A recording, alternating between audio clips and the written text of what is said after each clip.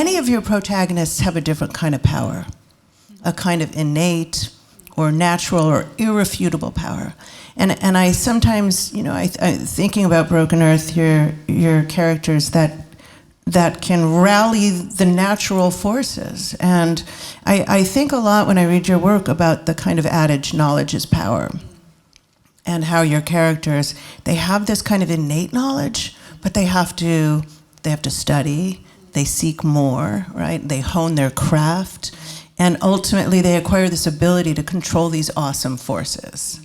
And I just wonder, is that just my personal reading, or do you feel that there's this kind of tension between knowledge and power? And I feel it a lot in your scientific themes that you invoke as well. Knowledge of the natural world, this kind of intimate knowledge.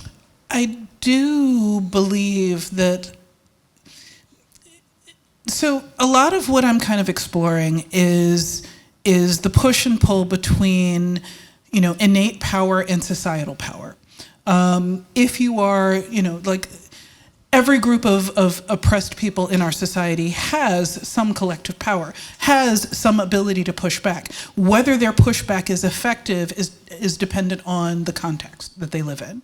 What I'm often kind of trying to find out more about or trying to dig into is the concept of who is really powerful. So with the origins in the Broken Earth, for example, one of the things that I was thinking about as I was working on it was actually the Michael Brown murder. So for those of you that don't remember it, Michael Brown was a teenager who was accused of having stolen, shoplifted from a small store. The police showed up, shot him multiple times. He was unarmed.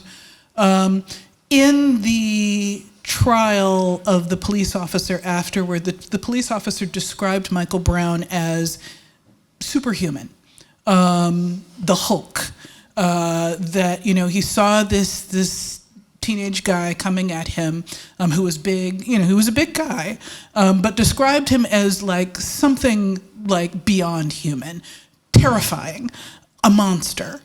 And I kept sort of processing the fact that, people think of like the dehumanization of Black Americans, Black men, tends to take that particular form.